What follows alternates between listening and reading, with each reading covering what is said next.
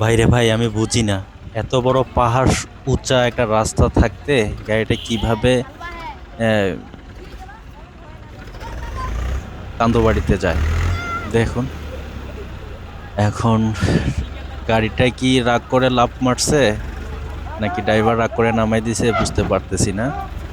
আহ, দেখুন গাড়িটা উঠাচ্ছে, এতগুলো মাল নিয়ে গাড়িটা কিভাবে ওই দিকে নামলো। রাস্তার দুই পাশে পাহাড়ের মতো উঁচা থাকতে গাড়িটা ওই পাশে কিভাবে গেল আমার মাথায় ঢুকতেছে না। দিক বিদিক দেখে না গাড়িগুলো যখন চালায়। কম স্পিডে ছিল তাহলে এই রাস্তাটা এই পাশ থেকে এই পাশে যাওয়ার জন্য গাড়িটা আমার মাথায় ঢুকতেছে না কিভাবে ওই পাশে গেল, গাড়িটা কেমনে গেল, কত বেশি স্পিড থাকলে গাড়িটা এই পাশ থেকে ওই পাশে যাইতে পারে আমার মাথায় ঢুকতেছে না। দেখুন অবস্থা, গাড়িটা কোথায় চলে গেছে, কিভাবে গেছে দেখুন। এখন গাড়িটা ওঠানোর চেষ্টা করতেছে সবাই। গাড়িটা আরেকটা গাড়ি টানে উঠাচ্ছে, একটা গাড়ি আরেকটা গাড়িকে টানে উঠাচ্ছে, আমরা সেটাই দেখতেছি। তাও গাড়িটা উঠতেছে না, দুইটা গাড়ি টানে উঠাচ্ছে তাও গাড়িটা উঠতে পারতেছে না বা উঠতেছে না।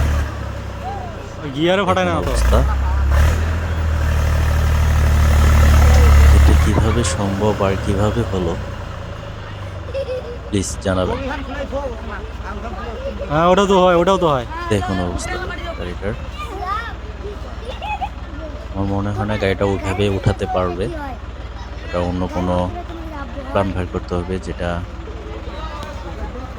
গাড়িটা উঠাতে গেলে।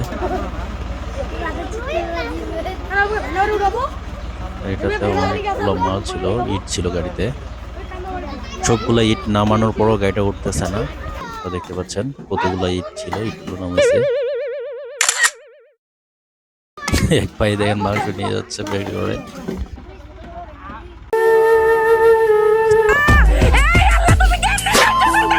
কোথায় নামাই দিয়েছে গাড়িটা, এই পাশ থেকে এত বড় উচ্চা থেকে কিভাবে এই পাশে গাড়িটা গেল আমার মাথায় ঢুকতেছে না।